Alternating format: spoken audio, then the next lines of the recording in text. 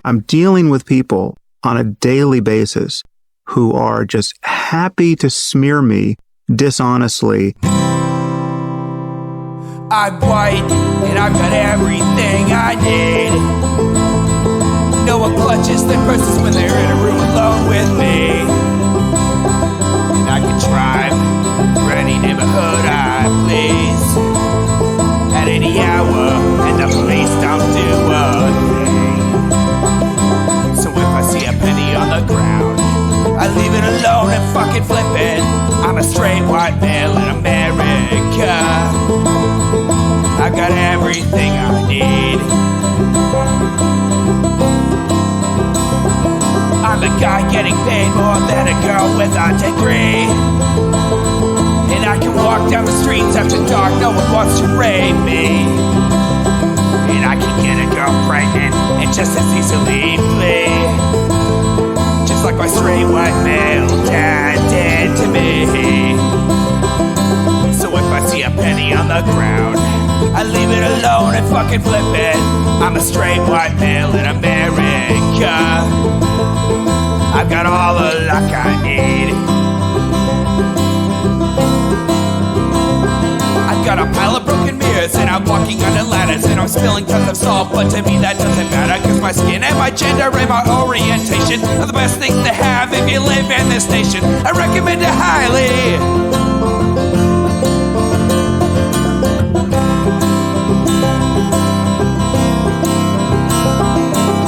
If I see a penny on the ground, I leave it alone and fucking flip it.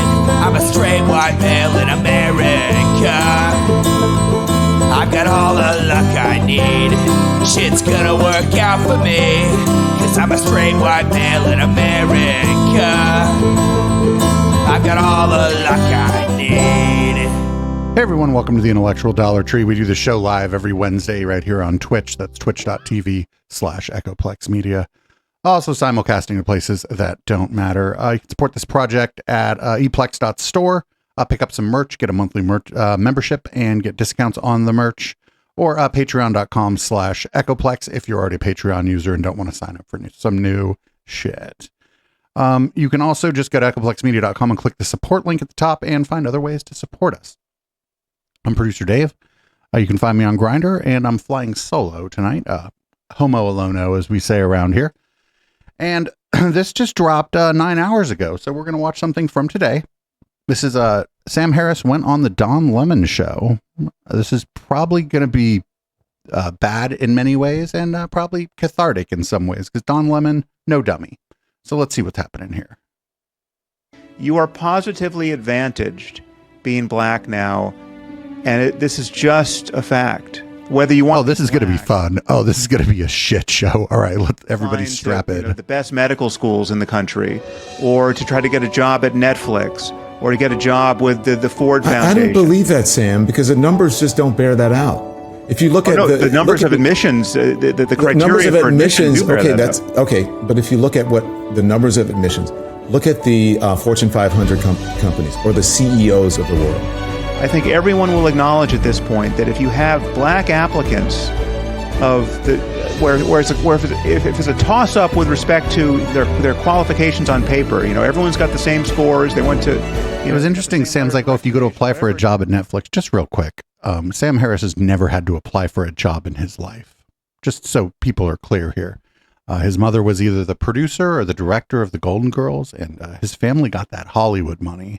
So this dude doesn't know what it's like to apply for a job. It is. They are desperate to hire qualified black employees at every point along the way to run their conferences, to write for their magazines, to edit, et cetera, et cetera.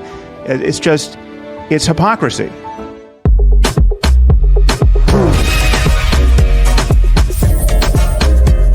His intro looks like it's for like a late night show.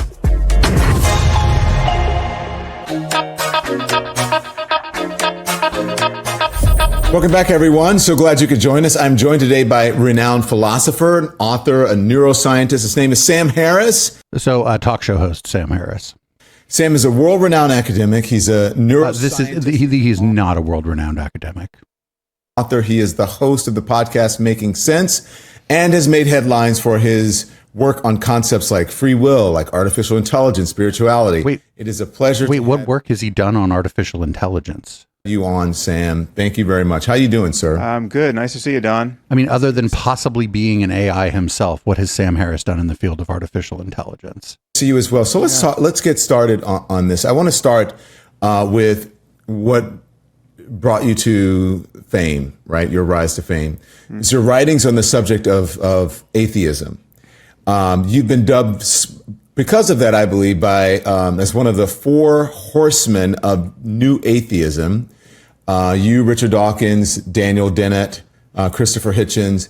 Since you first began publishing on this subject, how have your views shifted on the subject of atheism, sir? Well, I can't say they've shifted much apart from the growing conviction that started fairly early on that atheism as a concept is not one we really need, right? I was an unconventional atheist in that when I got inducted into the pantheon of public atheists after I wrote my first book, The End of Faith, I had never visited an atheist website or gone to an atheist conference or really read many atheist books. And the truth is, I never even used the term atheism in my first book, The End of Faith, which is what brought me onto the radar of so many atheists. Because I just think it's a concept we don't need. I mean, this is a point that I've made many times before, but it's just, to reject astrology, you don't have to become a non-astrologer, right? You just have to talk about things like reason and common sense and evidence and science, right? Yeah, but most people who are like into astrology just read their horoscope for fun. Astrology ever became ascendant in our society, if you couldn't become president unless you took astrology seriously, we could criticize all that without forming a political movement around being a non-astrologer, right? So I just think there's some conceptual confusion in defining. But this is dumb too, because the political movement around being non-religious was necessary because of the political impact of religion. Atheism as a political identity, although it's understandable that so many people have, because atheism is, it's certainly grown a lot in the last 20 years. But at the time I started writing, it was only a single digit percentage of Americans who would describe themselves as atheists, and it was the only political identity that guaranteed you had no political future in America in particular. But people like to, they like to put you in a box. They like to define you, right? So you don't consider yourself an atheist. Do you take issue to that, or is that an insult? I'm not shy about saying I'm an atheist, but it just doesn't contain much information. I'm an atheist with respect to Judaism, Christianity, and Islam, because the only thing you need to do to be an atheist there is to reject the claim that any of those specific books were written or inspired or channeled in some other way by the creator of the universe. Yeah. Or that. So then what would you call yourself then? How would you describe yourself? You said because you don't get much understanding about who you are just from that term. So a phrenologist. Well, who are you? I'm doing my best to be a reasonable person whose convictions scale with good evidence and good arguments. And among my convictions are that spirituality, for lack of a better name, is an all too important project. I mean, we really, there are the further reaches of the continuum of human well-being that I think we should all personally want to explore, and we should want to understand scientifically.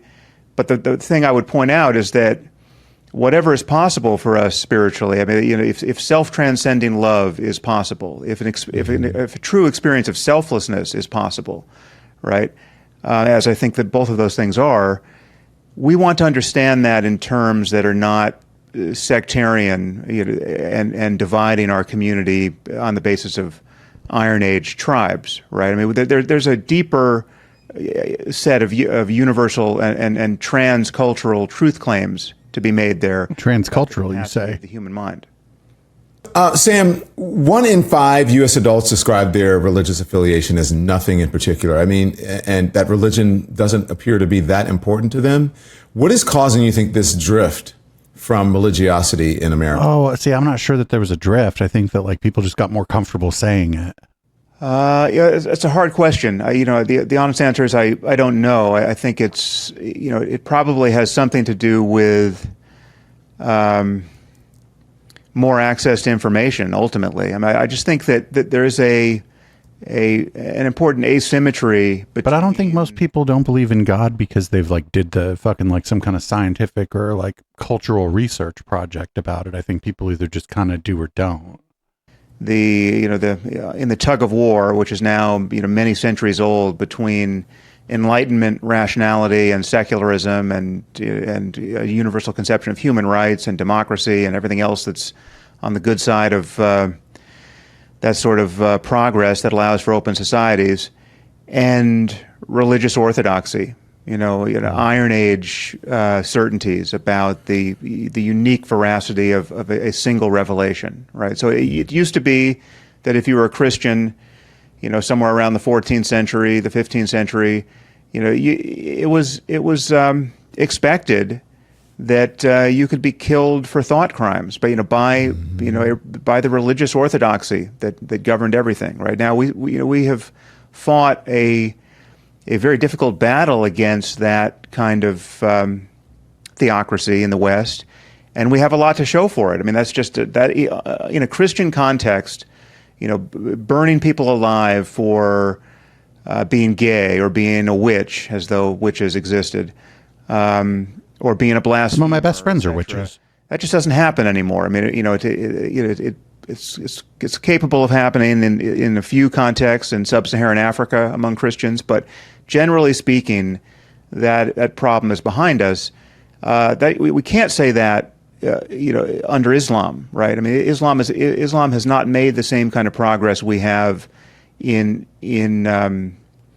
modernizing, and that's because it simply hasn't had to. It's been sheltered from modernity for many centuries, and so I just. But that some of that happened through bombing campaigns.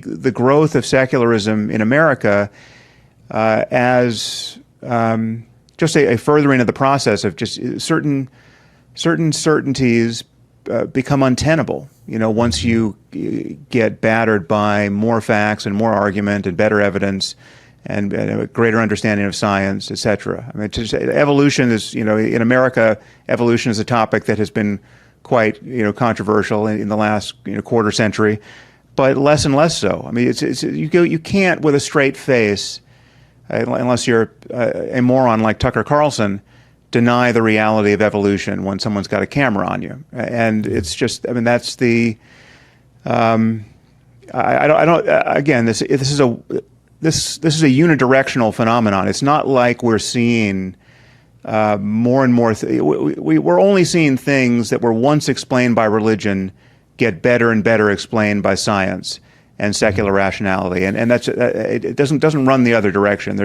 I can list 100 things about which religious authority was the only authority, and now we understand these things scientifically, and you don't have religious figures talking about those things anymore. I mean, something like that makes believers really uncomfortable, right? And they think that somehow you're blasphemous, and they would even say, "Oh my gosh, this guy must be the devil," right? This must be the Antichrist, because that's how the devil. You understand what I'm saying? That's how the devil gets into people, is by making you believe. Right, but most religious people don't think that way. Most people who go to church are just like normal people. They're not like fucking freaks. This is weird. Making you a non-believer and believing that God does not exist. There's always some method of control in that sort of thing. Yeah. Yeah. Well, all of these frames of religious discourse are hermetically sealed. I mean, the doors leading out of religious fundamentalism simply don't open from the inside, because everything can be rationalized as a further sign of God's mysteriousness, or as a test of your faith. I mean, even Mother Teresa, as we know, after she died, confessed to her confessor for years that she had essentially lost her faith, right? And so here we have this religious expert who is lionized the world over as a true exemplar of the fruition of Christianity. And yet she's saying that she just can't feel God's presence. Is that your problem with Mother Teresa? Mother Teresa was a problem. Chris Hitchens did a pretty good work going over the problems with Mother Teresa. Exists, et cetera, and yet her confessor bends this all back on her as an example of her sharing in the passion and suffering of Christ, right? And so I mean, this is a system in which even when the doubts of the experts can be used as evidence in favor of the doctrine, right? Then you have a proper echo chamber. I want to talk to you more. Well, actually, Sam, I'm writing a book on religion. It's called "I Once Was Lost: My Search for God in America," and I write in there that I part of the impetus for writing the book was I said to my friend once who was visiting from Louisiana, where I'm from, and it's very religious, right? It's a deep South, the Bible Belt. And I said to him, when I was in a moment of non-belief, and I said, if you want to believe in that fairy tale, and he said, I have to. And it clicked this, something in me. And I said, you know what, I need to write about this because there are moments when I have to as well, but it's because I want to, but not at the, not by hurting other people, right? So if someone is not a believer, then I offer them the ability and the possibility and the leeway to be a non-believer, but not everybody can do that. I'm a believer because I want to be a believer, not at the expense of the other person, is what I'm saying. Well, is that fair? I don't think so. I mean, I think I don't think belief. All he did is tell you about himself, and like that he also clearly questions his faith in a deity. And he's like, well, no, actually. Well, what do you mean, no? You can believe something to be true because you want it to be true, or because you think believing it to be true will be so useful in your life. I think, and we recognize that in every other context, but a religious one. So if I told you that I thought Jennifer Lawrence and I were someday going to get married, right? I've never met Jennifer Lawrence, right? Yeah, but I'm sure that we're going to get married. I don't even remember who that is, but I bet she finds Sam Harris insufferable and probably told him to leave her alone at a Hollywood party. If you have faith, Sam, that could happen. Yeah. I have you. I'm just chock full of faith, and among other things, and I want this to be so. This belief, Don, you don't understand. This belief gives my life meaning, right? And I wouldn't want to live in a universe where I'm not going to marry Jennifer Lawrence. I mean, these are the kinds of things people say in defense of their religious beliefs, and they make absolutely no sense when you map them onto any other propositional claim about the way the world is or the way the world will be in the future. A belief doesn't work that way. I mean, this is the very essence of wishful thinking and motivated reasoning, right? I mean, this is the thing we purge from our conversation in a scientific context, and that's the only way we can do science. That's the only way we can converge. Right, but I don't think he was describing science. The thing that he just described was that, like, his own kind of personal thing that happened to him, not only like now, but at a time earlier in his life when he didn't believe. I don't understand what the fuck. Why are you arguing? Why would you argue with somebody about this? Why wouldn't you just be like, oh, well, okay. I don't know I think okay is the right answer here. Designing anything like a map that fits the territory because we know we're not bullshitting ourselves. Yeah. But you know what they say, Sam? They say faith without works is dead. So maybe if you actually made an effort, without becoming a stalker, of course, to reach out to Jennifer Lawrence, then perhaps you could. My wife would be the first impediment to that project. So let's acknowledge that up front. Well, that's fair. God, what must it be like being this man's wife? Let's move on now, because I want to talk to you when you mentioned Islam, and I think it's good to put in the context of what's happening, if it's okay with you, with what's happening in Gaza and Israel. This will be fucking awful. The conflict in Gaza, especially the role of religion there, Islam and Judaism, jihadism, I should say, excuse me, not Judaism, in a post 9/11 world is what I want to talk about, because Palestinians are more precisely, they're Hamas, and more precisely, I should say, and Hamas are influenced tremendously by Islam, I believe, while the Israeli state, to some degree, is a religious ethno-state. You can correct me if you don't, believe in the parameters that I'm putting on this. But what role do you think religion is playing in this conflict? Well, I think it's playing an enormous one, especially on the Palestinian side. Oh, especially on, this is the thing. He always does this, right? When Muslims are doing the bad, it's because of their religion. And when other people are doing the bad, it's because the Muslims did the bad because of their religion. And you've got to fucking stop that with the bad. Find religious maniacs on the Israeli side. You certainly can, and their presence is quite unhelpful and doing its best to inflame the conflict, right? So I think the settlements in the West Bank, etc., all of that is a disaster. And insofar as Netanyahu has had to pander to the far right of his government in order to, is he pandering, or is that just who he is and who he's aligned with? Like, he doesn't leave open the possibility that Benjamin Netanyahu is not pandering to those people, but in fact he is those people. All of that's confusing and unhelpful, and makes it seem. But it's how he talks. It's confusing and unhelpful. It's just confusing and unhelpful in this particular situation. On the other side, though, like there's some symmetry between the religious lunacy on the Israeli Jewish side and the lunacy that is endemic to the Palestinians, and there really is no. Well, they're it's not going to be 1-to-1 because they're different religions, but the use of one's religion as a justification for violence is not incredibly dissimilar. I mean, it's just this is a completely asymmetric situation.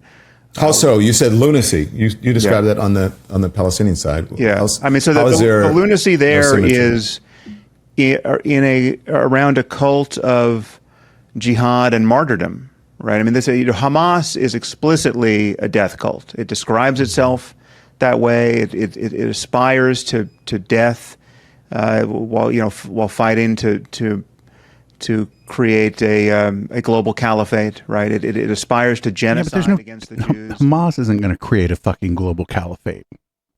They have no means by which to do that. The nation state of Israel has fucking nuclear weapons. They're absolutely explicit in these aims. They're not hiding their genocidal motives. They're organized explicitly around This is also that shit about like deontologism versus like consequentialism, right? Where it's like, well, it's what's in their mind and what's motivating them that matters, and are they doing it for this reason or that reason? And it almost like in this case, it almost eliminates like what is actually happening from the conversation. Genocide against the Jews. But of course the problem really isn't just the Jews in Israel. This is a larger conflict against the infidel West, or the infidel and apostate everywhere. Really, I mean, within and without the Muslim community. Yeah, but like they're not, but they don't have the ability to project power in any sort of meaningful way. Like it's like that part doesn't matter to this guy. Like they don't have the means to project power anywhere. Both a war against non-Muslims and a civil war within Islam. And here I'm talking about not just Hamas, but jihadists everywhere. I'm talking about, obviously the Islamic State and Al Qaeda and Boko Haram and Al Shabaab. I mean, there's all these groups. They're different. And he's going back. He's going back. This guy's worldview is very much like it's not too far out from 9/11. This guy's worldview. Ways. Some of them would consider others apostates because they're not sufficiently rigorous in their theology, but they're generally aligned on one thing, which is that if you are a believing Muslim, it is incumbent upon you to convert, subjugate, or kill the infidel. Right? What the fuck? Has he ever met like an American Muslim? Has he ever met like a Muslim in France? Or even like there's like has he been to like fucking Dubai?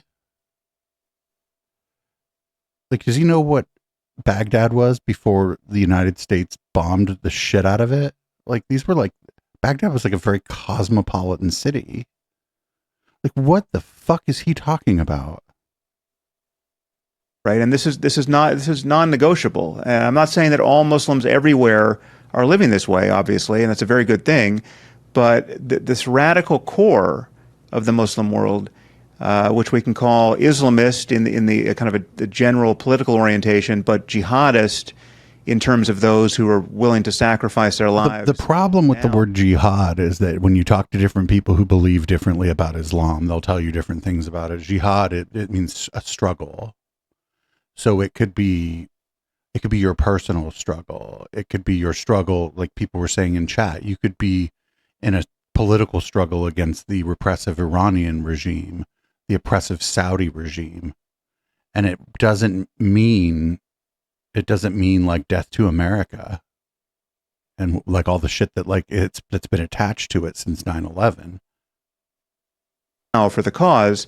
This is an enormous problem in 100 countries, right? This is and Israel is just the canary in the coal mine, revealing just what an emergency this can become for any society. You have been deeply critical of Islam, and we've had these conversations in the past, particularly radical Islam.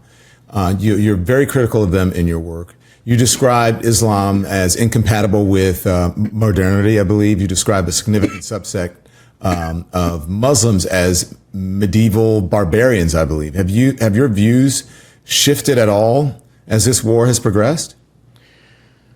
Well, no, it's just my sense. I mean, first of all, there are a few caveats to add to the words you just put in my mouth. I mean, so again, no, those are words you've said. These things, they're like fucking written down, dude. About people as much as I'm talking about the power of ideas. Right now, obviously, people or to one degree or another are infected by these ideas, right? So, do these ideas exist outside of the people that have them? Like, what does he mean? Like, I hate the way they talk about ideas too. It's like that they're just this thing that's out there, right? That they exist like independent of the human beings that have them. I'm worried about violence and the conditions we create for it.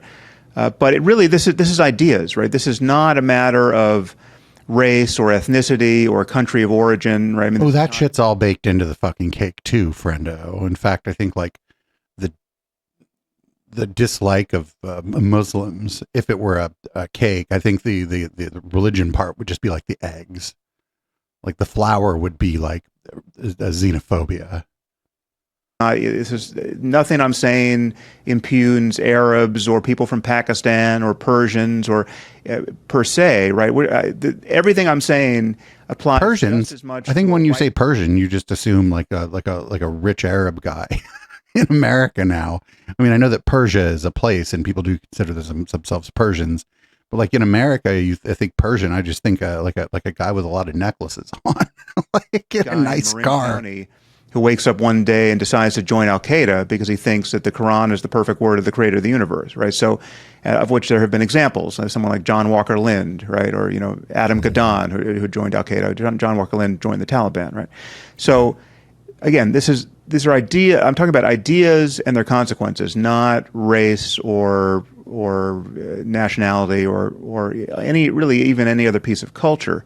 So this is amazing that he doesn't understand how these things all map onto each other in the minds of those who are listening to him and in his own mind.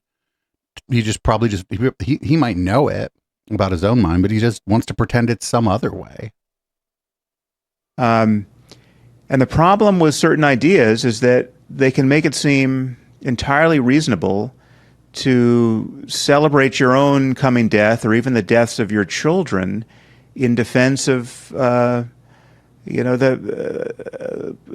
completely spurious claims about the divine origin of a specific book, right? I mean, there are people like, if we drew a cartoon of the Prophet Muhammad on this podcast and showed it to everyone on YouTube, right? You and I would spend the rest of our lives in hiding, right? Mm-hmm. That's the world we're living in. Right? There would be tens of thousands. I'm not sure if that's true. In the streets, in the capitals of major cities, protesting such a thing. There's only one religion on earth that aggressively seeks to impose its strictures on people who don't share the faith, right? Wait, that's like almost all religion has some aspect of that, like evangelicalism. Yeah, has he looked around in America? Christian nationalists are trying to impose their worldview on everybody through electoralism, through the courts, and through other means. Do that, even if it was just the strictures applied within the faith. You know what's going on in India? Among 2 billion people, we have to recognize that we're living in a world now where there's real gender apartheid, right? I mean, we've worried about the apartheid in the past in South Africa. Some people, dishonestly claim that Israel is an apartheid state. It's absolutely not. I would suggest that one could make that. I could make a pretty strong argument for that. I'm not going to do it right now, but I can make a pretty strong argument for that. When you put a fence around people because of their nationality and religion, and then they set up checkpoints so that they fucking have to get your permission to leave. I don't know what else the fuck you call that. But there isn't a problem of apartheid. It's gender apartheid throughout the world in sufficiently Orthodox Muslim communities where women are forced to wear a veil and they're deprived of all kinds of political and rights to education, etc. And there are degrees of this, obviously. But what we have in the West are a lot of... So this is also one of the things I talk about. He's like using using these people's plight as like a prop in his crusade against basically the wrong religion. It's like when people tell me, a gay person, like, well, why don't you hate Muslims? They'd throw you off a building in Saudi Arabia. And I'm like, well, thanks for making me a prop in your crusade.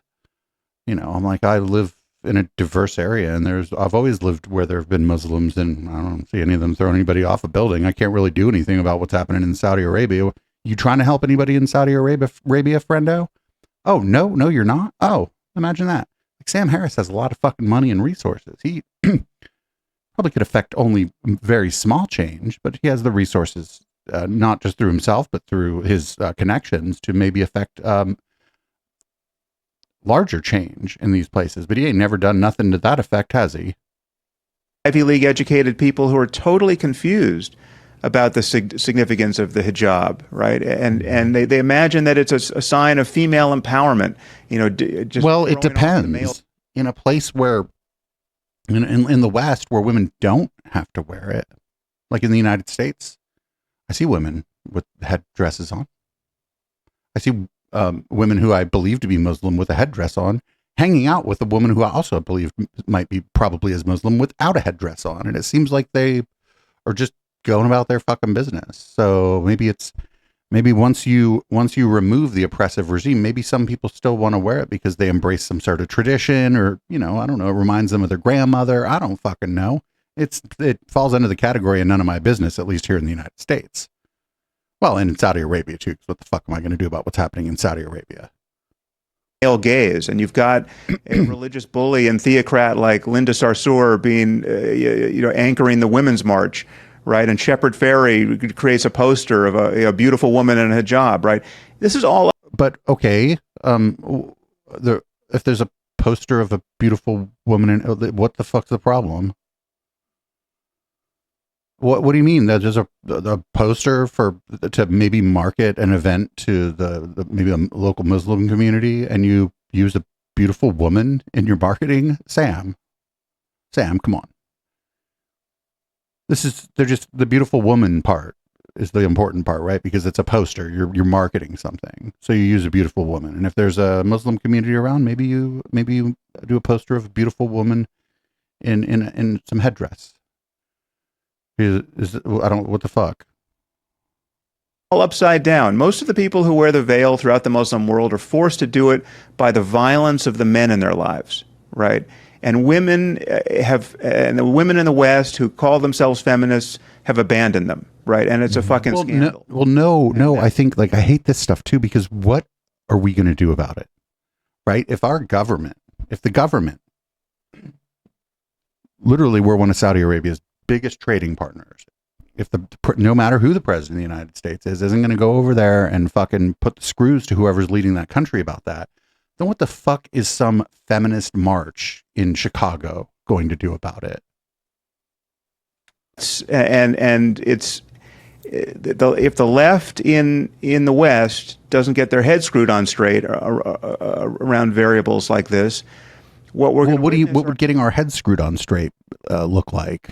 Like, what would that look like? Should we be talking about it, just bitching about it all the time? Should we not have events for feminists and women's rights here in the United States? He's getting pretty close to this. It's like the not as bad as fallacy, right? Like, it's like saying that it's like a version of triage, but not really. It's like saying that if my arm is broken, I shouldn't complain because somebody's head got cracked open. Well, no, my arm is still broken and it hurts. Yeah, somebody's head getting cracked open is worse. I suppose if we're at the hospital and there's only one doctor, they're going to work on the head cracked open first. But it's not like I'm not still sitting in the fucking emergency waiting room with a fucking broken arm. There are increasingly authoritarian people, governments, populist movements, which we're already seeing in Western Europe and in America, get energized around some very obvious But what, bright lines. The question is, and I don't know if Don Lemon's not going to ask the question, but the obvious question is, great. What would you have American feminists do then? Right? Are they just supposed to just stop doing American feminism? Are they supposed to and stop advocating for themselves in the country where the government of that country impacts them or where the society impacts them? Are supposed to stop because they're like, well, it could be worse. Well, of course it could be worse.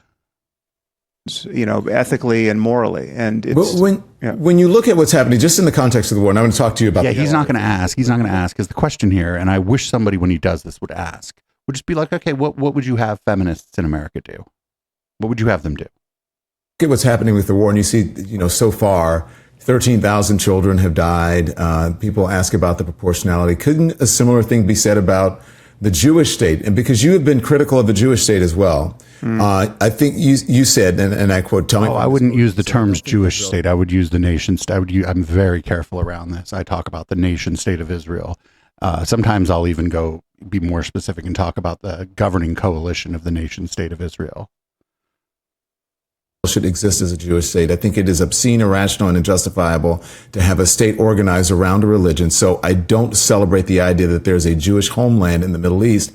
I certainly don't support any Jewish claims to real estate based on the Bible. Well, actually, Don, that is a point on which my mind has changed since October 7th. I mean, Wait, what? I was somebody who felt that consequential anti-Semitism was more or less behind us, right? And like many Jews, my eyes have been opened since October 7th. That I was just asleep around this issue. I didn't understand the capacity. Not just. I mean, I understood it in the Muslim world, but I didn't understand the capacity in every Western country to get confused again about the problem of anti-Semitism and to be. I think a lot of the people from his point of view are the ones who were confused. Most of the Jewish people I know who have said anything about this tell me that they find it rather anti-Semitic to conflate their Jewish, if it's their faith or their ethnic background or just their family traditions, to conflate that with the actions of a nation state that they don't live in. I think that's actually kind of anti-Semitic, but that's just what people have told me. They're dumb Western liberals, I suppose. Literally in the aftermath of the worst atrocities since the Holocaust against Jews, to be defending the murderers, right? And this is what. Wait, what? See, this is the other thing. Is like, who's defending the people? Like, you go on Twitter and find somebody saying any dumb shit you want to find, sure. But there's no like broad movement of people who are pro Hamas.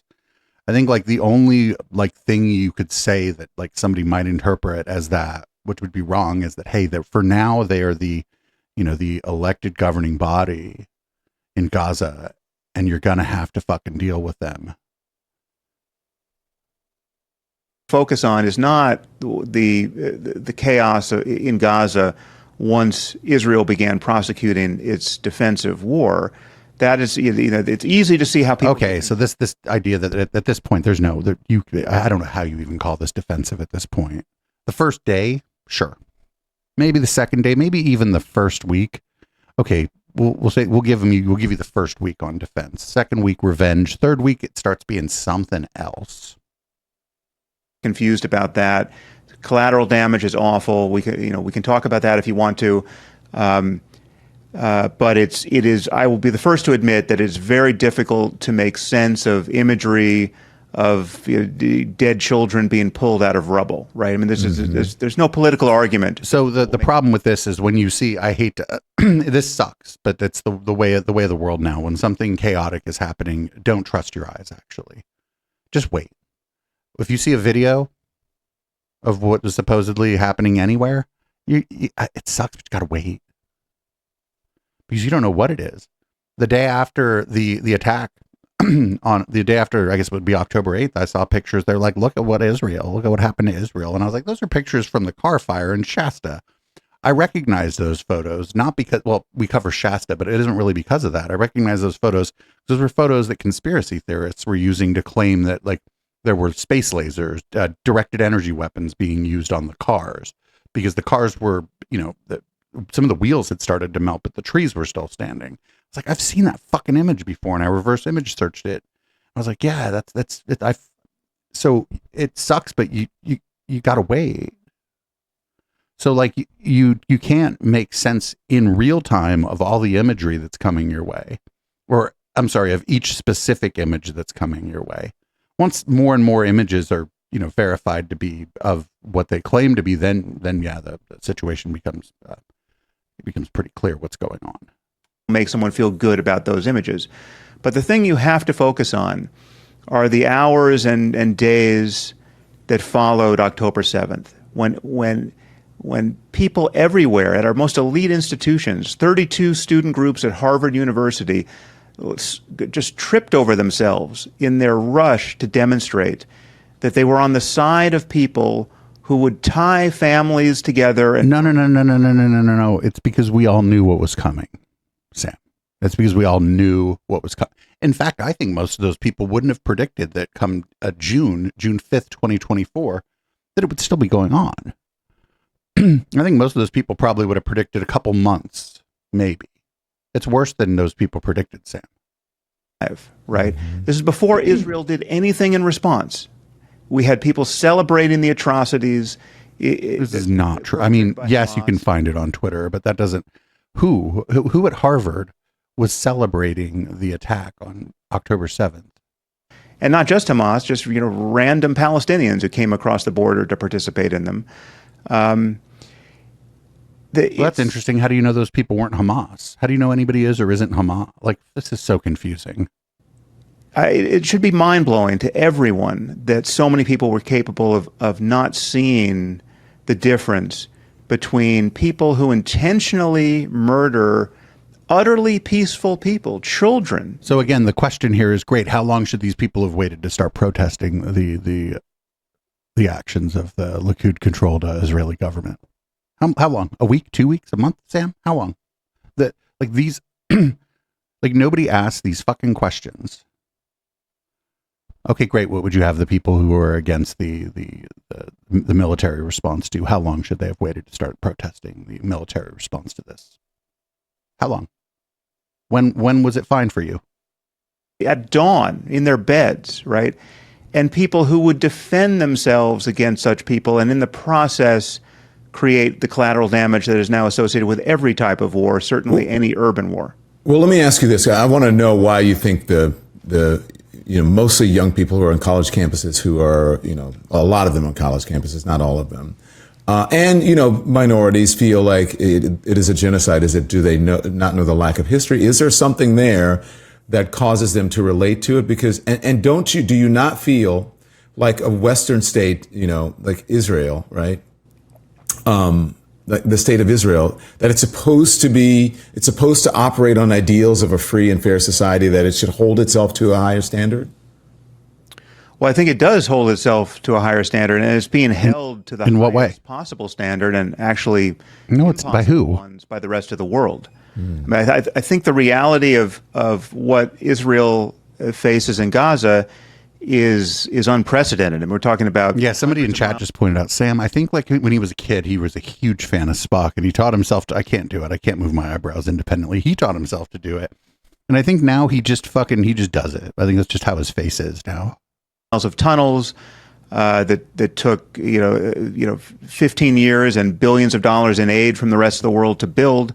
Aid that was literally stolen from the mouths of the Palestinians for whom it was intended. And we have a jihadist organization that is using its own civilians as human shields. Right? This is no one has faced this collection of problems, and I think it's, I follow the. But right, but okay, so the time to stop what you're doing and fucking try to negotiate was like November 1st. Of John Spencer on this, who runs the Modern Warfare Institute at West Point, Right. who said that we haven't seen any armed forces navigate a problem this challenging, anything like this well. There's no reason to think America or the UK or France or any other democratic society would do a better job of trying to destroy a terrorist death cult that had just come. So the problem here is you cannot. You cannot. I mean, he's just, I would just replace that with an idea. He thinks ideas are powerful. Then why does he think that you can just roll the military in and destroy an idea? You can't get rid of it. No. It's like fucking, like, come on. Like, no. You can, as a more powerful organization, all you can do, honestly, with any kind of integrity or humanity, is try to contain the worst parts of what you believe that, in his words, are like some kind of religious death cult. Its border and murdered over 1,000 of its civilians. Right? I mean, if this happened, like, Sam lives in LA. This is like saying because MS-13 operates in LA that we should just bomb the shit out of LA. And if Sam Harris and his fucking beach house dies, well, I mean, I don't know what to tell you, man. You shouldn't live in LA.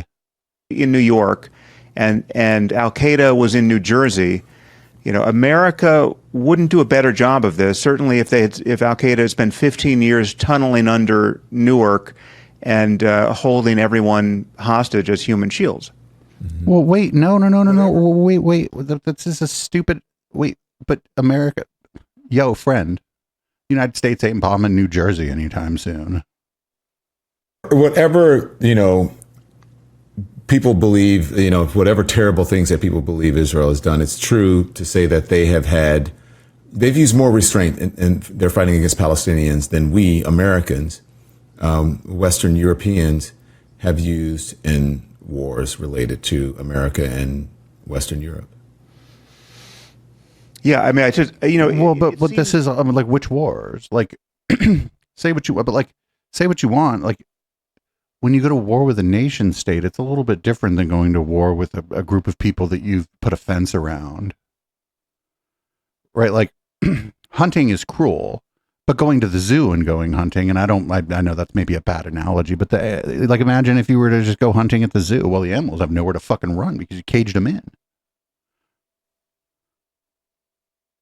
So this is a little bit different. To compare it to World War II, right? Everyone says, well, yeah, like, it's natural to say, well, look at the bombing of Dresden, right? Just how much humanitarian aid were we giving to Dresden as we were bombing it into rubble and killing non-combatants by the tens of thousands, right? In World War II. No, this is not analogous. This is not analogous because this is not analogous. The nation state of Germany had invaded its neighbors and had by the time the Dresden bombing happened, people knew about the concentration camps. I don't think the fucking civilians there deserve to die, but it's different. It's fucking different, dude. None of this is great. World War II, not great. But it doesn't just make it the same because it was bad. I need to say nothing of what we did to Hiroshima and Nagasaki, right? So, okay, so actually that one might be a little more comparable, right? I could see the first one was for Japan, right?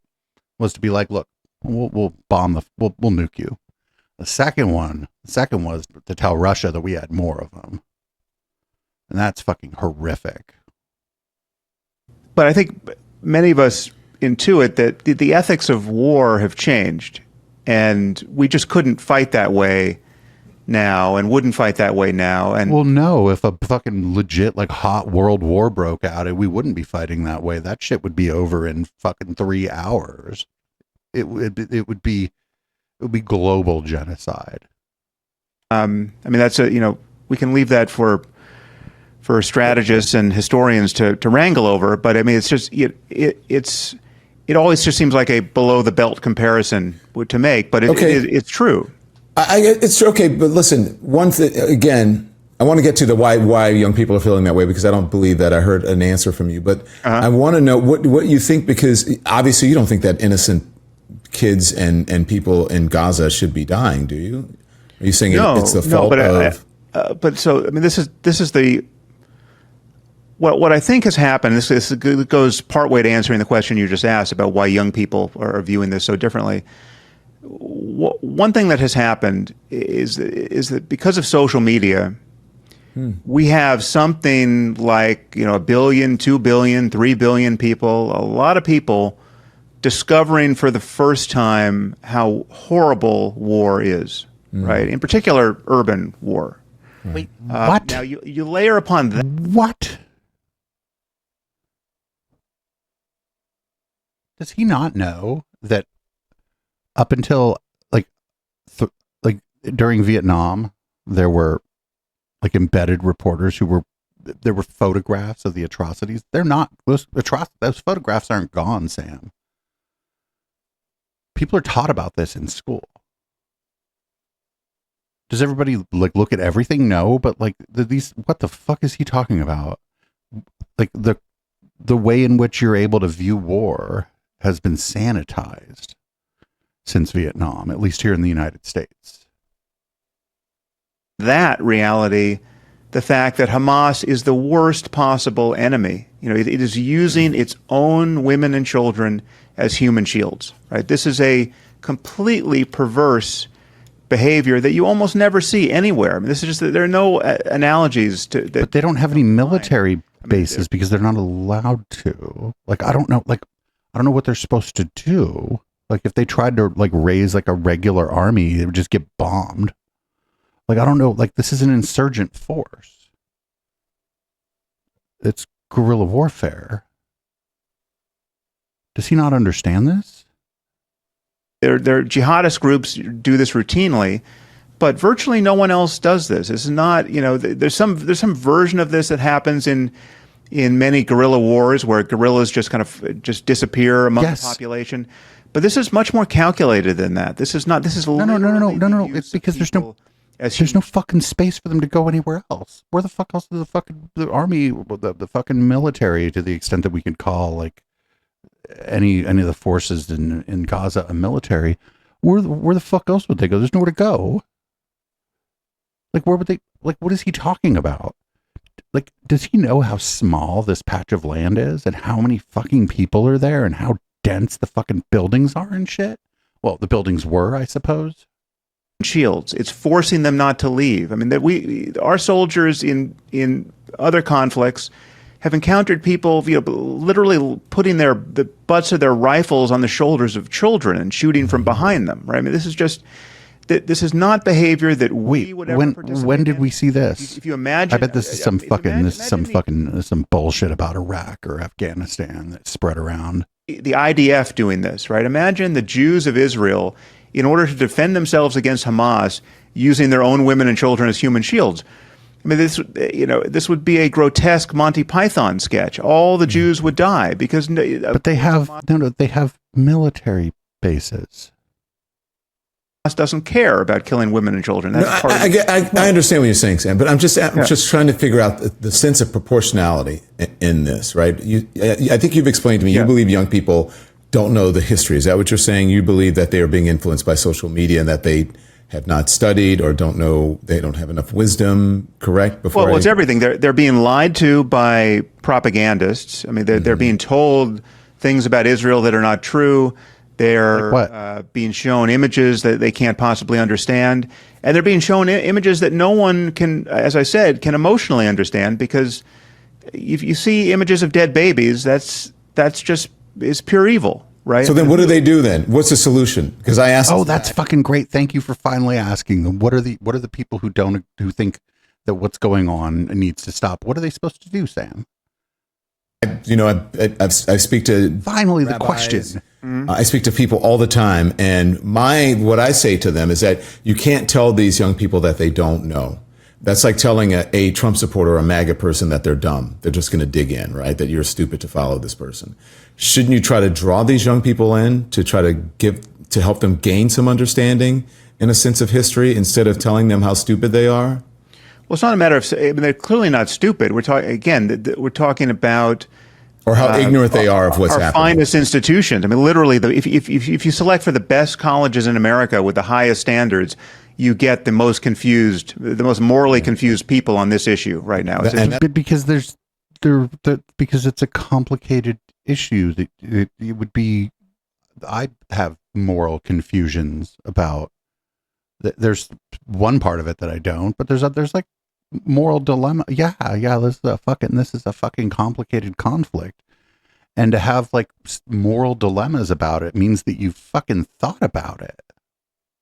And that's my point. These kids are on college campuses where they're learning at the highest institutions, critical thinking, right? And how to push against the boundaries of the Constitution, the First Amendment in particular here. But they're not learning critical thinking, and they're not really learning to think about these hard problems with anything like ethical dispassion or wisdom, right? I mean, the thing. Well, okay, first of all, I don't know about you. When I was 19, I wasn't wise. I wouldn't criticize a 19-year-old for not being wise. What a dumb fucking thing to say. We haven't talked about here, which is doing tremendous work, and I think all of it harmful, is the oppressor-oppressed narrative that is for the most part being exported from an American civil rights context, right? The mapping the struggle of African Americans in America onto the problems of the rest of the world, as though that was the right lens through which to see everything, right? So, wait, who's doing that? No, it's he thinks everybody's literally he just thinks people are stupid. He thinks like everybody's stupid. I seriously think this guy thinks he's just a lot smarter than everybody else. No, you don't just look at it through that lens. It can inform like the way it can inform your resistance. But does he think that other people only think about like one thing all the time? They're just thinking about one thing all the time. Like what? I don't know. I get the impression this guy just doesn't think anybody else thinks. So in this framing, the Jews of Israel are considered, white people, which makes zero sense given who's actually living in Israel. And the only black people you're going to find in Israel are Ethiopian Jews fighting for the IDF, right? So it's just like, this is completely crazy. Does he not know? He doesn't know. He doesn't know. He doesn't know what kind of discrimination Black Jews have faced in the nation state of Israel. He just doesn't. He doesn't know. He has no idea. I can't believe he does. I can't believe what he just said. But let's leave that aside. The Jews of Israel are white oppressors of the black and brown Palestinians, and that's just on its face a confession of pure evil, right? That's all you need to know. Right. So we're on the side of the Palestinians because they're the black guys being. What the fuck? Okay, first of all, they're not black people. They're Arabs. Like, I know like race is made up and socially constructed and whatever, but if we're going to accept race as the social construction as we see it, those aren't black people. Oppressed as though it's 1964. No, it's not like 1964, actually, because in 1964 in America, things weren't great for black folk, but there wasn't a fucking fence around them. Alabama, and we know whose side we're on, right? And that's the analysis, and then you heap upon that just torrents of misinformation. Just lies and half-truths about everything. And so people are interesting. So then you still haven't told me what's the solution. Maybe we don't know. Look at Sam just kept talking. This is what he does. He just fucking like, if the interviewer, like if I'm being interviewed and the interviewer breaks in, very few people interview me, but at the end of last year, I started taking more interviews because I was trying to like grow the audience. But then I realized how fucking adding that to my list of things to do is It's worthwhile, but it's fucking grueling. The interviewer starts talking, just be polite and stop. And then be like, oh, hold on, let me finish what I was going to say. And then let me answer your question. Pretty easy. But Sam just kept talking as if the other guy, he did it to fucking Chris Kavanaugh of Decoding the Gurus. Although Chris fucking pushed back on it. He tried to do it to Ezra Klein, and Ezra was like, it's my turn to talk now. You talked for a very long time. Tried to do it to Kara Swisher. She just started like talking over him. She was like, no. But he does. This is how he rolls. He wants to monologue, and he will continue unless you like are pretty assertive with him. Groups. Sorry. Oh, you cut out. Sorry. I thought you were the solution is to. Sorry. He didn't cut out. He just talked over you, Don. The solution is to keep making these clear distinctions, right? And to point out that again, this is a much larger problem than the conflict between Israel and the Palestinians. I think we have a much larger problem in a conflict between jihadism and Islamism and open societies everywhere. So that's we have to dissect all of that, and we have a problem domestically. And but this thing he calls Islamism, it is political. It is about resources and land, and like I don't know, dude. If you lived in like Afghanistan, right? Like America bombed the shit out of Afghanistan. Would you be like, oh, America seems great to me? I don't think so. Like he's taking away people's agency. He's like completely removing political and historical elements from any of this. It's just down to like bad religion does bad things. These people, baddity, bad. Islam, bad. It's such a dumb way to look at things. In the West, in a certain activist class just distorting our conversation about politics. I mean, this, you would think that's on purpose. That's on purpose to do that. But just so because I want to move on, the sense of proportionality, right? Because when you look at all the people who have been killed, at least I think it was 1,139 Israelis have been killed and 13,000 children in Gaza. I think 35,000 for Gaza. But Don, this term proportionality means something else in the context of a war and the international laws that govern war and the philosophy of just war. Proportionality doesn't mean you kill the same number of people that your attackers killed on your side. That's not how war works, anyways. But go on. Yeah. I mean, it has nothing to do with that. It just has to do with whether or not a certain military action is strategically advantageous enough to warrant collateral damage, right? So if you're going to kill 1 million people to kill one combatant, well, Well, okay, but then now we're just talking about where you personally draw the line, right? Because he's doing a Motte and Bailey now, right? He's he's doing, or it's like the reverse Motte and Bailey, where he's going to be like, well, the 1 million is bad, but if it's 10,000, it's fine. That's like an inverse Motte and Bailey, right? Sounds, morally insane and not proportional, but it offers no suggestion that the numbers of dead should be the same on the two sides of this conflict. Israel has an existential burden in fighting Hamas, right? This is far worse than 9/11 for America, right? I mean, it's worse proportionally when you just look at the demographics. If you per capita, it's like Al Qaeda killed 40,000 innocent people in Manhattan on that day and abducted 8,000 hostages. That's the proportional situation. But what happened to Israel's, in fact, far worse than that, because even if you scaled up 9/11 for America, it would never have been an existential threat to 300 million Americans. Yeah, but then why'd you write a book about, or why'd you write a blog post about like the defense of like no, there's the one in defense of torture, but I'm thinking about the other one, the thought experiment about a preemptive nuclear strike if you thought a terrorist attack was going to happen. Hamas really is an existential threat to Israel. And certainly when you add Hezbollah and Iran to the picture, Israel is fighting for what's its life. anybody? What's the difference between Iran and Hezbollah and Hamas? Anybody got any guesses?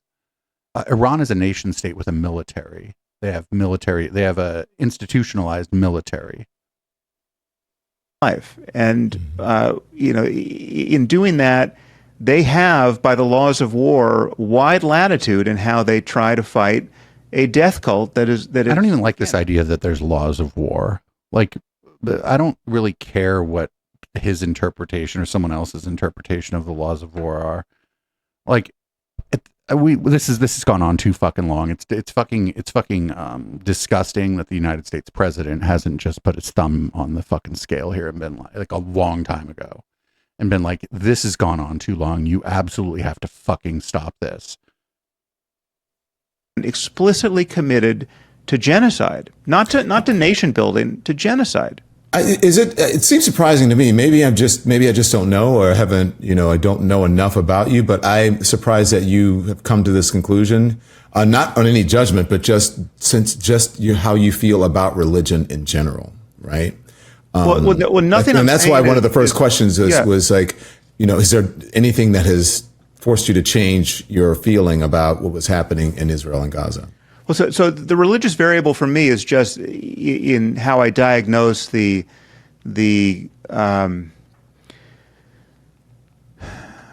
politics and confusion on the Islamist and jihadist side. I'm not defending the religious claims of Jews anywhere. No, I don't think anyone is thinking that. I'm just saying, and that's not what I'm saying. I'm just saying that you reached this epiphany. You've had this sort of change of heart, which I think is that's an intelligent person who can actually. Well, yeah. Well, it's just my recognition of just where we are with respect to potentially genocidal anti-Semitism throughout the world. Sam. Those are people who are 1 degree of separation from the guests on your podcast who are doing that. So those people are the followers of people who are 1 degree of separation away from the Murrays, Douglas and Charles Murray, sir. This is absurd.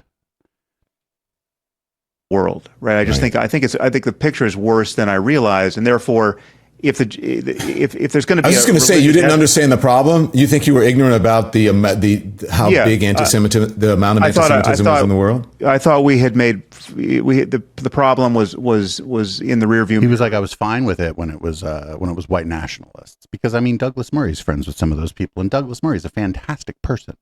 To a degree that it's obviously not, but I mean, I would say that if this had happened to Denmark, right? If some jihadist group had come across the border in Denmark, which border, murdered 1,200 people, everything I'm saying about Israel, I'd be saying about in defense of the Danes. The Danes have to kill these people, right? I understand what you're saying. Do you think there's any similarity in what's happening in America, especially when you look at the last maybe 10, 12 years, 15 years in politics, with the rise of Barack Obama and then the religious right and, these sort of radical right-wing groups, racist groups?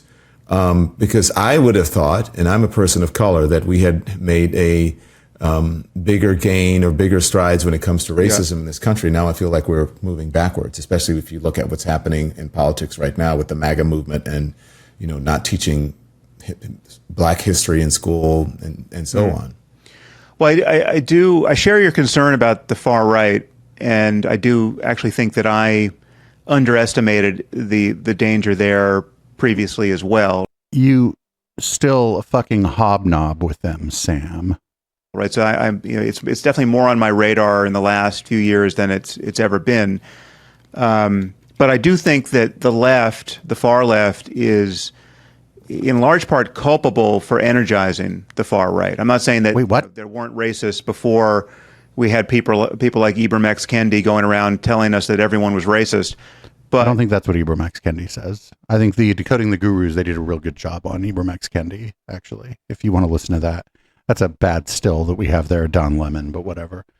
They were somewhat critical of Ibram X. Kendi, but they were not. They were pretty they were fair. And I encourage anybody actually to listen to Chris and Matt talk about Ibram X. Kendi. I think they did a very good job. He's made matters far worse, and the promotion of that kind of narrative by at the highest points of culture, right? In media, in Hollywood, in nonprofit institutions. I mean, there's been a complete capture of elite culture by a very woke understanding of just how excruciating racism still is in America, and that I think has largely amounted to a gaslighting of much of our society, and it has okay, this is an interesting thing because gaslighting is it's essentially convincing someone that, for lack of a better term, that they're crazy or that they believe untrue things when what they believe is actually true, or they're not crazy. I don't know how wokeness is doing that. I think they just use that. They don't think about what they're saying. I don't use the term gaslighting very often at all. We get Trump again for 4 more years, I am largely going to blame the far left of the Democratic Party for that. I just think it's, for what reason? Everything from drag queen story hour to wait, what? Oh no. To, Don Lemon's a gay man. He better push back here. He better. The endless, arithmetic around pronouns to. There's no arithmetic here. Like, I've literally misgendered somebody before. And they said, she, her, or whatever it was. And I was like, oh, sorry. If I do it again, please remind me again, but I'm going to try not to do it again. And they're like, thank you. People are fucking cool about it. People just want to know that you're going to make an effort to not be a dick. That's all. Literally, that's all people want who are genderqueer in some way, who get misgendered sometimes. That's it. That's all they want. That's it.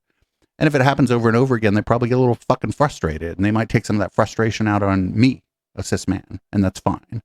Just be like, whoa, I'm sorry, I didn't mean to do that, And then nothing else, actually. Don't be like, well, I podcast about this stuff, and I'm a ally. No, I wouldn't even say that. I'd be like, whoa, I'm sorry. I fucking, oops. I will try not to do that again. Please come at me again if I do that again, because I shouldn't be doing that. Boom. That's it. That's all. And fucking, you just diffuse the situation. That's all you have to do to diffuse that situation. The Jussie Smollett and the summer of 2020 and well, Jussie Smollett, that was fucking bullshit, right? They're gonna be talking about that shit for 30 years. But do you think anybody else hasn't ever pretended to get assaulted? And then the summer of 2020, he means the uprising. He means the protest, the George Floyd protests. Mostly peaceful protests on your own former network. All that stuff so gaslit people and enraged people right of center. Okay, no. It didn't gaslight anybody. He's just not using. He's using this term incorrectly. That we still have, in large part, I think that's why. Well, it sounds like you're saying it's caused people to be racist. I don't know if I buy that, Sam. Well, no, I understand what you're saying. It hasn't caused people to be racist. It's caused people to become very cynical and to lose their patience for obviously spurious claims of racism, and it's not obviously. Just racism. I mean, look, everyone knew Jussie Smollett. Even Jussie Smollett knew that he was, that was a lie. I think people understood that. I think that also you should watch you should watch the episode that we have up now with this transgender woman who feels as much the same way as you do about pronouns and about drag queen story hour and so on. But I don't know if I would say that those people... You didn't have Blair White on, did you? The intentions are good, and maybe they have backfired. They've gone too far. But I do believe that their intentions are good. I cannot for the life of me believe that they made things, extreme. I forget what the words you're saying. Considerably, I think you said, worse for people who may have racist tendencies. I don't know if I can buy that argument. Well, it's not, because it's not... it's not that these people have landed in unabashed racism, right? I mean, take something like so. But what Ezra said to Sam is that people. Okay, so Ezra said this, and I think this is probably true. Mostly, that Sam may not himself be what we would call a bigot or a racist. Hear me out. He is anti-racist. because he feels like he's right about these issues and doesn't want to fucking listen to anyone else. And it's his own moral failing and his own inability to fucking listen to anyone else that has put him in the position that he's in. I both have a former friend. Maybe you're still friends with him. He's a former friend of mine, Dave Rubin. Right? I mean, look at his journey politically over recent. Yeah, but he's stupid. It's not that he's become a racist, right? I think he's now, I think, squarely right of center. I don't think he would deny that. I don't know but I think there people have other motivations. I think there are other motivations. People can become grifters because they see. Thank you. Even Don Lemon's like, dude, that guy's just a grifter, you stupid motherfucker. It's the shortest line to the front. Yeah.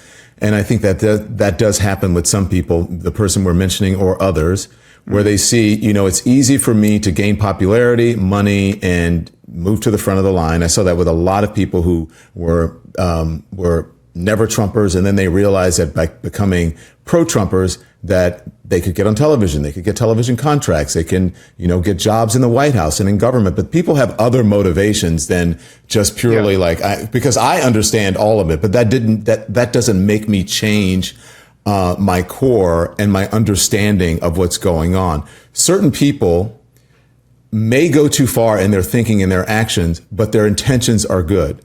And you have the possibility of reeling them back in. Others, when you consider the far right racist, their intention is to be racist.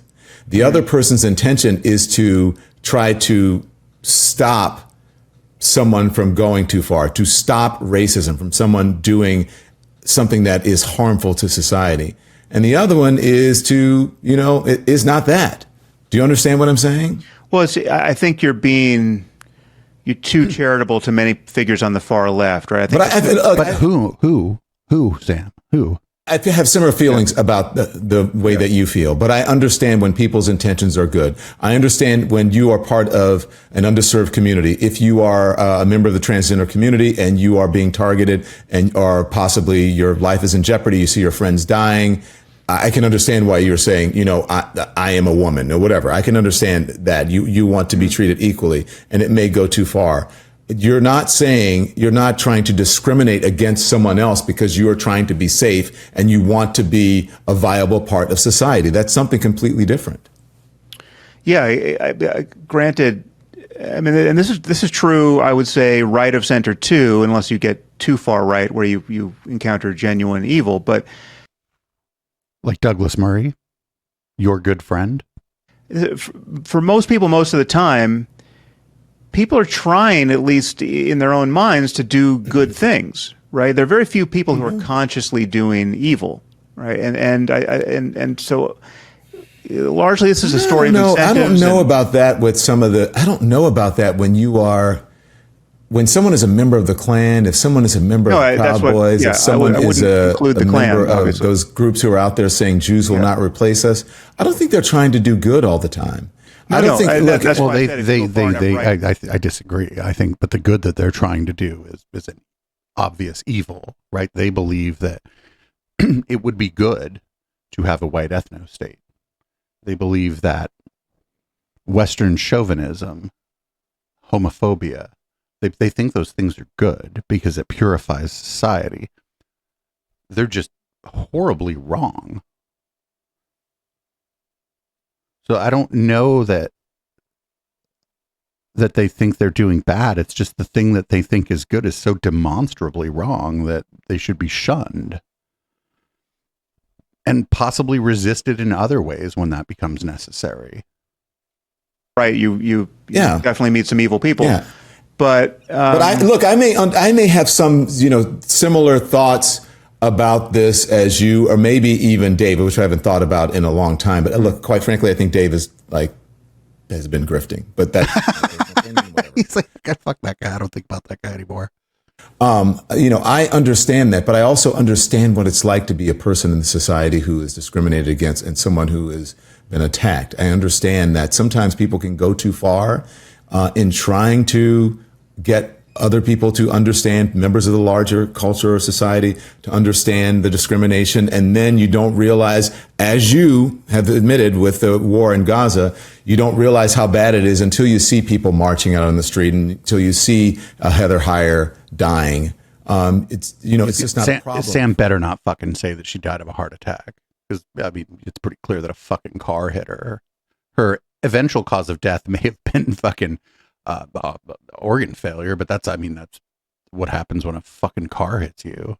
You and one can be cynical about it and say, oh, well, they've gone too far with the pronouns. Yeah, I think people have gone too far with the pronouns. I just had that conversation with a transgender friend, and we both get attacked for it all the time. Yeah. But our intentions, their intentions are different than people who are being actively racist and people who are actively grifting and people who are actively trying to co-opt people to pay for their legal bills, people who want to enact Project 2025, who don't believe in a democracy, who, is saying that if they get elected again, they're going to be a dictator. That's different. Yeah, well, I mean, there are gradations to confusion and bad intent, across this landscape, and I mean, we can just sort of pick our places and share intuitions about what's really going on there. I think the general problem, though, is that we have to get out of this identity politics game. And great, how do you do that? Like, isn't all politics about identity of an individual or a group? It's the left that is enshrining that more and more in our politics. I mean, it's the left that is non-negotiable about the primacy of identity, and what it's doing is it's motivating white identity politics on the right, which is awful. He's saying this with saying this with a Spock face.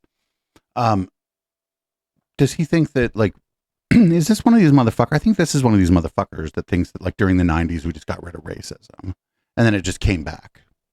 I think he's one of these dumb motherfuckers who believes this. And that we got rid of, like, homophobia in, like, the late aughts, early 2010s, and now it's back because the gays are just gaying the place up. Yeah, because I was going to say there's no bigger identity politics than MAGA. Yeah, that's the biggest identity politics in the country. I think it's indefensible, but it's psychologically understandable, and it's really interesting which direction his psychological understanding tends to go in on almost every issue. It's shattering our society, right? I mean, now when you add the wait a minute, you said it's psychologically understandable to see, like, MAGA folks become identity if you spend enough time calling people racist, and race is only one variable here. Obviously, there's gender, there's Me Too, there's other stuff. Me Too, there's gender. Me Too, Sam. And to be fair, ain't none of that Me Too shit about Sam Harrison. I don't think he did nothing. I don't think he did none of that. I don't think he did none of that. But, like, now he's like, Me Too is like victims of abuse speaking up. Now he's like conflating that. Like, this is so crazy. This is so crazy. Like, even if you grant that many people have swung too far in the other direction on what he calls identity politics. What is swinging too far in the other direction on don't sexually abuse me? Right? From it was okay, and not, I mean, okay is the wrong way, but it was brushed under the rug and, like, accepted in, the boardroom in Hollywood and, in places of social and political power. How do you swing too far the other way on that one? Right. But if you keep calling people racist and denying that we've made any progress, where we have made obvious progress on race, we had a two-term black president, but you tell them, oh, that's. But he was subjected to racism the entire time. His wife was called a man because she had the audacity to go to the gym. Token. We had a two-term token black president, and racism is just as awful in American society as it's ever been, right? But now you could find somebody saying that, I suppose, but that ain't me. And no, yeah, of course things are like racism and bigotry, institutional on an institutional level and on an individual level have been reduced in the last 50 years. Homophobia dramatically in the last 50 years. Even most conservatives are like, whatever, gay people can get married. But so what? How do you think that happened? Do you think that just happened by like people just being like, I guess it's going to fix itself? And to talk about grifters. I mean, Ibram X. Kendi is the greatest grifter I've ever seen in the ivory tower. There are a lot of criticisms of Ibram X. Kendi, but I don't think he grifted, because I don't think he's in it. I don't think he's doing it for the money. You know what I'm saying? He's not selling supplements. He's not doing the grifter stuff. You tell people that you're basically, white privilege is this original sin that is indelible, that cannot be slavery, sir. Slavery and the ramifications of slavery through Jim Crow, and now through all the way through redlining, which didn't really end until the 80s on an official level, and still exists to this day on a non-official sort of level in a lot of places. Expiated by anything. You just have to apologize for it until the end of the world, right? I have never ever met a non-white person who wanted me as an individual to apologize for the racism of the United States. I've been told by black people that there were things that I didn't fucking understand, and I believe them. Right? Like, all right, yeah, probably. And then the next thing you do is go, if you're okay with it, could you tell me a little more about this? Can you enlighten me? I'd like to learn more about this. Can you? And if they tell you no, that's fucking fine too, because it's not their fucking job. Jesus Christ. So people are saying, I think they're saying, look, I'm not one of those. I think they're saying you should that you should be aware of it. And I think they're saying you should be aware of it, and you should be aware of the racism, because if you're not, then you lend yourself to having this epiphany, i.e. Sam Harris, that you did not understand the degree of anti-Semitism in the world. That's all I'm saying. Yeah. Well, yeah. So, but I mean, we just have to be honest about the state of racism and its consequences in America, right? So, I mean, I think it is true to say we're both saying the same thing. We have to be honest about the state of racism in America, and I think that by acknowledging the history of racism in this country and the influence that it still has over this country, I don't think that that's grifting. I would think. Now, I think that, maybe Ibram X. Kendi, he's gone too far. Let me finish my thought, and I swear I'll let you finish. I think maybe that he has gone too far. Okay, that's fine if you can think that. But I would think that he would be a grifter if all of a sudden he started to change his core beliefs about it and then became something else. That's the folks that I see who were, sort of center left and center right, all of a sudden changing their core ideas and core beliefs within themselves so that they can gain something, usually materially, by joining the other side, is what I call a grift. The other thing is, or not necessarily joining the other side. Like if I thought there was some, advantage to shifting even further to the left, like doing like socialist fucking theory or whatever. God, I never do that. But if I thought there was some advantage to do that and I started doing that, you could fucking fairly say that I was grifting, because so many of you have been here for many years now, and you know that fucking that's clearly not where I'm coming from. So you don't have to really change sides so much as it's like letting your audience, instead of letting your audience influence you in positive ways and maybe help sometimes serve to put the brakes on you, as some of you have done in the past, when maybe things are going a little too far or going in a direction that is, bad for me, bad for you as the viewer or whatever. And I listen, that's good. But if the audience is pulling me somewhere that that I wasn't otherwise going to go, and I go there because the audience is there, that's grifting. I don't see that as equal to what Ibram X. Kendi is doing. Maybe what Ibram is doing has become a religion for him, and maybe he needs to examine that. But I wouldn't necessarily call it a grift. It's just dishonest. I mean, I do think certain people are grifters. I can be more charitable to people like Dave Rubin than that. I mean, it's not that I don't think he's got some of the grift about him, but I just know what it was like for him to be love bombed by everybody right of center and demonized by everybody left of center. I mean, if you run that psychological experiment on a person long enough, but then he has no integrity. He has no integrity. they begin to think, wait a minute, these people over here are a hell of a lot nicer and seemingly more sane and more honest than the people over here who are attacking me for things I didn't say or didn't mean to say. Nobody had to do that. And I don't like the word attack here, but whatever. The people making fun of Dave Rubin were playing clips of Dave Rubin.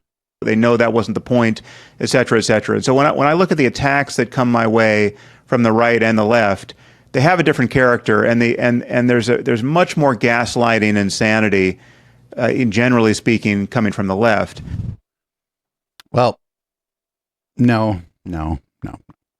Like, if the thing is that the thing he doesn't like, and we're going to end the podcast here in a minute because we're over. This show originally was supposed to be an hour, the podcast part, but we're like, well, 90 minutes is fine, but we're over that now. The thing he doesn't like is that the left makes fun of him. Like, they make fun of him. Part of making fun of somebody sometimes is engaging in hyperbole. Like political cartoons where they're making fun of the president. They exaggerate the weird things about the president's face. Usually that's okay.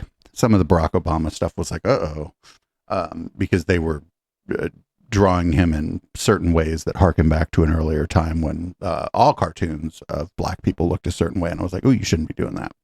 But it's not that the criticism of him from the left is vitriolic in some sort of way that is specific to the left. I don't think it's that it's funny. It's that people make fun of him. People listen to him and don't take him seriously. That people question his integrity. People question his fucking Spock-like intelligence on the left. I think people on the right just probably call him a Jew or some shit, right? And they shouldn't do that. But like, and to the extent that if people are like threatening him or whatever on the left, but you could find anything. You could find anybody saying anything, but I think most of the criticism of him from the left is like the things that I say, or like the things that Sam Cedar might say, or rest in peace, the things that Michael Brooks might say. And those things go directly at like his credibility, the thing that he claims to be. He claims to be this arbiter of the facts, and the criticisms of him that piss him off are when people say that that's not the case. That he's not the arbiter of the facts, that he doesn't dispassionately just absorb information and spit out the correct conclusion. Because first of all, he doesn't. But secondly, if you believe that you do that, you're delusional. I don't do that. Nobody in my chat does that. None of my co-hosts do that. None of us are capable of that because that's not a thing human beings can do. And I guess that's where we're at. I think we're going to watch the rest of this during the post game. So if you're listening to the podcast of this, like on Spotify or Apple Podcasts or whatever, you miss a lot by not being here live. But I can forgive that. I can forgive that. You may live somewhere else in the world or whatever. You can get the full show, including the post game, at eplex.store. At $5 or more every month, you can get it. Patreon.com/Echoplex, you can get it. And for the time being, although my inbox is starting to get a little unmanageable, for the time being, echo@echoplexmedia.com. If there's a specific episode that you kind of wanted to hear the post game of, maybe this one, for example, because you wanted to hear more of what I have to say about this particular exchange, just email me and I'll send you the audio or video file, whichever one you want. I'm not legitimately paywalling a fucking MP4 over some $5. So, live viewers, stick around. I'm going to change the color of the lights in the room, change the contents of my beverage, and we're going to go into red light. As always, is Boomers by Periscope.